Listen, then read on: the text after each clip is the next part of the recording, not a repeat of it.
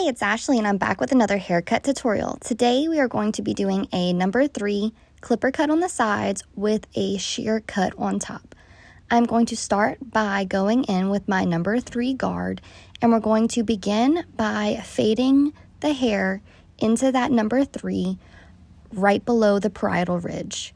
So I'm going to move his ear out of the way, and I'm going to get everything behind that ear, and then I'm going to work my way to the back of the head, working kind of around like his occipital bone and everything, taking all of that into consideration. You definitely want to make sure when you're thinking of someone's head shape where their hair is going to pop at and the style that they wear. So my client likes to push his over and have a little bit more of like a brush back on the side. So I definitely want to keep this fade a little bit lower than usual. And we're going to begin the same thing on the other side. We just went in right below that parietal ridge, and I'm going to kind of turn my clippers sideways so I can catch that hair that wants to be brushed back and make sure that whenever I'm coming back in with my scissors, I can blend everything together. So I'm just going to clean up the back of the neck, going in and making sure that everything is cut down to that number 3 guard all over. And after I am finishing up with my number 3 guard, making sure everything is evened out to the exact same level, I'm going to open my clippers and I'm going to go in with my 3 open, which is a 3.5. And I'm just going to bump out the heavyweight line that I've left with my number 3. So I'm just going a little bit, like a 1/2 inch above where I put my number 3 guard at. And I'm just really scooping out and making sure that I'm getting a seamless blend into the top so that there's not a lot of work left for me whenever I'm trying to blend in with my shears. So sometimes you can use your comb to kind of meet to your clippers so you're not getting all that overhang. Now I'm going to do a little bit of a taper on the back of my client's neck. So I'm going in no guard, closed, and I'm opening it slightly, and I'm just working out his neckline so that when his haircut grows back out, it's a nice seamless grow out, and he doesn't have all those swirlies on the back of his neck. So I brought my number 1 guard with me, and I'm just going to go in and tap out those lines that I left with my clippers open. So I'm going to go back in and open that number 1 guard so that I can make sure I am fading everything really nice and seamless. So after I have that, I'm going to go in with my 1.5 and just tapping into that line. Because I'm coming in right here in the back of the neck, you can kind of see that I'm meeting the occipital bone, and this is going to really let me bump out this line without really having to go back in with my number 2 guard so that I can just rest easy and know that everything is blended. After I get done tapering everything out, I'm going to go in with my trimmers and I'm going to go around the natural hairline on my client. So I'm pulling everything out towards the hairline and making sure that anything from that number 3 isn't kind of like sticking out still, because you want this hairline to look a little bit tighter. And I'm going to go in around the ears using the corners of my trimmers. I'm going to use kind of the last 2 or 3 teeth on the trimmers so that I can really get a nice edge. So you can see I'm pulling out that hair with my comb. So I just don't want those little hairs around the ears. It's kind of aggravating. This is really a big issue people have with their haircuts. And then again, I'm just pulling out at the back of the neck where they might have little cowlicks at. And this is going to help blend everything in without me going in and really having to work at my taper or trying to taper down my sideburns with anything else but my trimmers. So of course, we're going to trim up the eyebrows. This is a very normal thing. We're also going to make sure we're checking our clients' ears so that they don't have any loose hairs hanging around. No one wants to leave the barbershop and go home and be like, oh, your neck's still hairy? Oh, your ears are still full of hair? Oh, your eyebrows are still long? Like, you don't want anyone to nitpick you after you just got back from the barbershop. You should feel your best. So I'm going to go in, I'm going to wet my client down. Depending on the hair, I normally wet them down either semi or fully. This one's a little bit more full. And I'm going to go in the back of the head, kind of starting towards the crown, but I'm really picking up that weight line from where I left off with that 3.5 guard. So I'm going in, I'm pulling it at a 45 kind of degree angle so that I can just kind of nip that hair. The reason I'm working backwards is because my client pushes it back.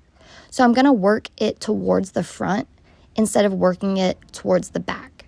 if that makes sense. The way you cut it, it's going to fall better in the other direction. So you're going to be able to see it a little bit better on this side. So since he pushes it back, I want to go the opposite direction so that it has a really nice seamless blend. So you can see here I'm picking it up.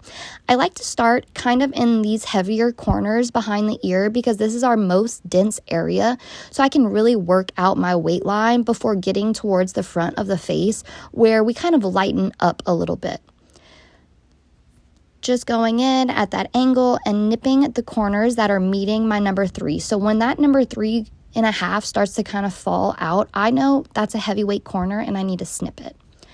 So once I have that done, I'm going to go ahead and check the back and make sure that both sides are meeting each other.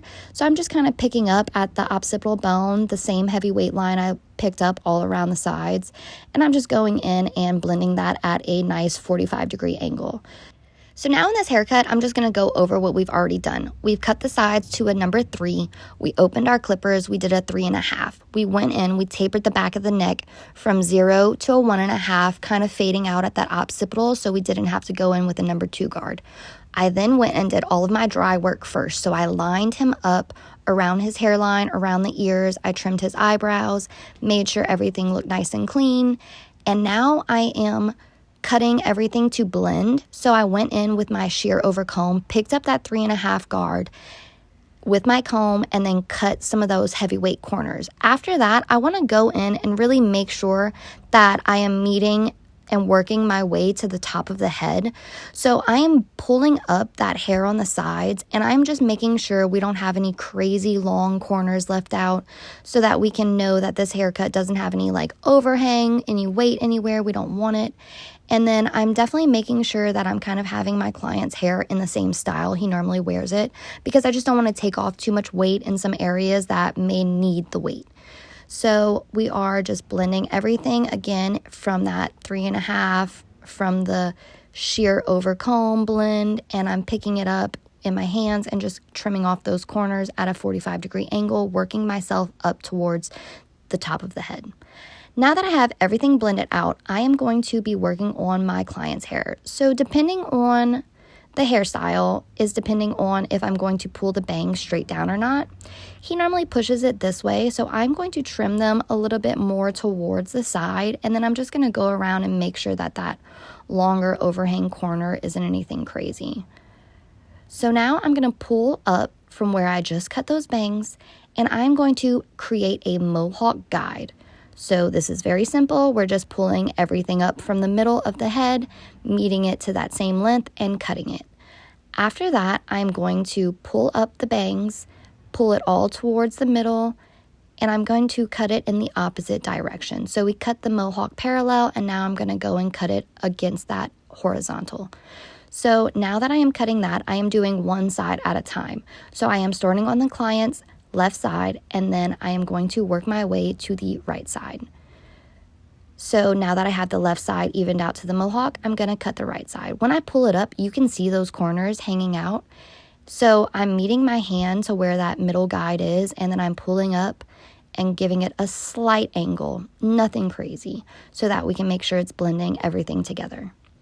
Now, once I have that done, I want to kind of pull out some more of that side angle, because this is kind of our last step in our haircut. We're going to check where the parietal ridge is, because this is kind of our most like dense area. We have a lot of hair that sits on top of it, especially on a pushed over haircut. So we just want to make sure everything looks really nice and great. I hope you enjoyed this video. Don't forget to like and subscribe. Here's the before and after. I really appreciate you guys watching all of my videos and taking this time to support me and my haircut education journey. I really work hard to bring you these videos. I know I took a little bit of time off, but I am back, and I hope to give you a video a week like I've been doing. This is how to do a number 3 haircut with shears on top. Don't forget to like and subscribe. We're almost at 20,000 subscribers, you guys, and I couldn't be happier. We're gonna go big and have a huge party. Whenever we hit 20,000, I'll go live in the shop and do a full haircut for you. Please don't forget to like and subscribe to this video. I really appreciate you guys. Y'all mean the world to me, and I couldn't have it without you. So please don't forget to pat yourself on the back. I really appreciate you guys. Thank you so much.